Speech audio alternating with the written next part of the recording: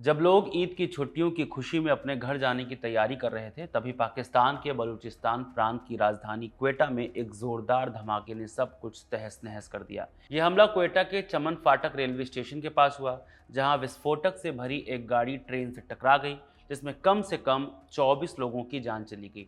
80 से ज़्यादा लोग घायल हो गए हैं, गंभीर रूप से। बड़ी बात यह है कि मरने वालों में सेना के जवान भी शामिल हैं, जो छुट्टी पर अपने घर लौट रहे थे। ये घटना 24 मई 2026 यानी रविवार की है, सुबह की। कैसे हुआ ये सब? सुबह के वक्त क्वेटा के चमन फाटक रेलवे स्टेशन पर भारी भीड़ थी। एक शटल ट्रेन सेना के जवानों और उनके परिवारों को लेकर क्वेटा छावनी से मुख्य रेलवे स्टेशन की तरफ जा रही थी। वहां से इन लोगों को पेशावर जाने वाली जाफर एक्सप्रेस पकड़नी थी, ताकि वे अपने घर पहुंचकर ईद मना सकें। जैसे ही ये ट्रेन चमन फाटक के पास एक सिग्नल से गुजर रही थी, तभी विस्फोटकों से भरी एक गाड़ी ने ट्रेन की एक बोगी को टक्कर मार दी। धमाका इतना शक्तिशाली था कि ट्रेन के इंजन समेत 3 डिब्बे पटरी से उतर गए और 2 डिब्बे तो पूरी तरह पलट गए। धमाके के तुरंत बाद ट्रेन की बोगियों में आग लग गई और चारों तरफ काला धुआं फैल गया। घटनास्थल से जो तस्वीरें और वीडियो सामने आए हैं, वो दिल दहला देने वाले हैं। ट्रेन के डिब्बे लोहे के मलबे में तब्दील हो चुके थे और लोग अपनों की तलाश में उस मलबे पर चढ़कर चीख पुकार मचा रहे थे। इस धमाके की गूंज इतनी दूर तक गई कि आसपास की इमारतों की खिड़कियों के शीशे चकनाचूर हो गए और स्टेशन के पास खड़ी करीब 10 गाड़ियां भी बुरी तरह जल गईं। अब सवाल ये कि ये सब किसने किया? फिलहाल इस घातक हमले की जिम्मेदारी अलगाववादी संगठन बलूचिस्तान लिबरेशन आर्मी यानी बीएलए ने ली है। बीएलए के स्पोक्सपर्सन जियन बलोच ने एक बयान जारी कर कहा है कि उनके फिदाइन यानी आत्मघाती हमलावर ने क्वेटा कैंट से जा रहे फौज के जवानों को निशाना बनाया है।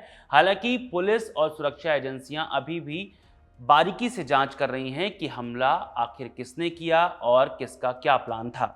दूसरी ओर इस हमले में मौत के आंकड़ों को लेकर अलग अलग खबरें आ रही हैं, लेकिन ज़्यादातर रिपोर्ट्स ने 24 लोगों के मारे जाने की पुष्टि की है। हालांकि पाकिस्तान के मशहूर अखबार डॉन ये आंकड़े 14 बता रहा है। बलूचिस्तान के एक पुलिस अधिकारी और नागरिक प्रशासन के अधिकारी ने बताया कि मरने वालों की संख्या और भी बढ़ सकती है, क्योंकि कई घायलों की हालत बहुत नाजुक है।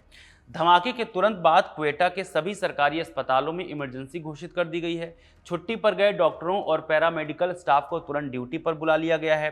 घायलों को एम्बुलेंस और स्ट्रेचर के जरिए पास के अस्पतालों में पहुंचाया गया है। सुरक्षा बलों ने अस्पताल के आसपास के इलाकों को भी घेर लिया है, ताकि इलाज में कोई दिक्कत न आए।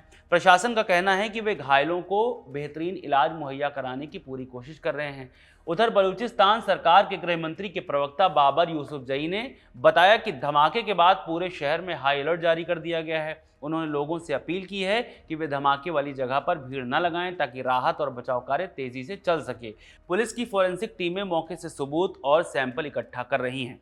उधर पाकिस्तान के प्रधानमंत्री शहबाज शरीफ ने भी इस हमले की कड़ी निंदा की है। उन्होंने इसे एक कायरतापूर्ण हरकत बताया और कहा कि आतंकवाद के खिलाफ पाकिस्तान के लोगों का संकल्प ऐसी घटनाओं से कमजोर नहीं होगा। उन्होंने पीड़ित परिवारों के प्रति संवेदना व्यक्त की और कहा कि पूरा देश दुख की इस घड़ी में बलूचिस्तान के लोगों के साथ खड़ा है। वैसे ये पहली बार नहीं है जब आतंकियों ने जाफर एक्सप्रेस को निशाना बनाया हो। जैसे मार्च 2025 में बीएलए के उग्रवादियों ने पेशावर जा रही जाफर एक्सप्रेस को हाईजैक कर लिया था और सैकड़ों यात्रियों को बंधक बना लिया था। उस समय हुए सैन्य ऑपरेशन में 21 बंधक और 4 जवानों की मौत हो गई थी, जबकि 33 हमलावर मारे गए थे। कहने का अर्थ ये है कि पिछले कुछ सालों में इस ट्रेन को कई बार बम धमाकों और गोलीबारी का निशाना बनाया गया है, क्योंकि ये ट्रेन जिन इलाकों से गुजरती है वहां बीएलए का काफ़ी प्रभाव है। मगर सवाल ये कि ट्रेन के बलूचिस्तान में गुजरने से क्या दिक्कत है? तो बलूचिस्तान पाकिस्तान का क्षेत्रफल के हिसाब से सबसे बड़ा लेकिन सबसे गरीब प्रांत है। यहाँ लंबे समय से अलगाववादी आंदोलन चल रहा है। बीएलए जैसे संगठनों का आरोप है कि पाकिस्तान की केंद्र सरकार बलूचिस्तान के प्राकृतिक गैस और खनिज संसाधनों का इस्तेमाल तो करती है, लेकिन वहां के स्थानीय लोगों को इसका कोई फायदा नहीं मिलता। वे चीन के निवेश और वहां चल रहे प्रोजेक्ट्स का भी विरोध करते हैं, क्योंकि उन्हें लगता है कि बाहरी लोग उनके संसाधनों को लूट रहे हैं। यही कारण है कि बीएलए जैसे संगठन सरकार के खिलाफ विरोध दर्ज कराने के लिए ऐसे हमले करते रहते हैं और सरकार को अपनी आवाज़ सुनाते रहते हैं। वहीं बात जब पाकिस्तान में आतंकी हमले की आती है तो बहुत ज़्यादा चौंकाने वाला विषय नहीं होता है। आतंकवाद के साए में पाकिस्तान ग्लोबल टेररिज्म इंडेक्स 2025 की रिपोर्ट के अनुसार पाकिस्तान दुनिया का दूसरा सबसे ज़्यादा आतंकवाद प्रभावित देश बन गया है। रिपोर्ट बताती हैं कि पाकिस्तान में होने वाली 90% आतंकी घटनाएं खैबर पख्तूनवा और बलूचिस्तान प्रांतों में ही होती हैं। तहरीक तालिबान पाकिस्तान और बलूचिस्तान लिबरेशन आर्मी जैसे संगठन वहां लगातार सक्रिय हैं और उनके हमलों में पिछले साल के मुकाबले भारी बढ़ोतरी हुई है। इसी का हिस्सा क्वेटा हमला है, जिसमें मृतकों की संख्या अभी भी बढ़ सकती है। इस वीडियो में फिलहाल इतना ही। मेरा नाम है रविशंकर। इस वीडियो को रिकॉर्ड किया है आनंद ने। शुक्रिया।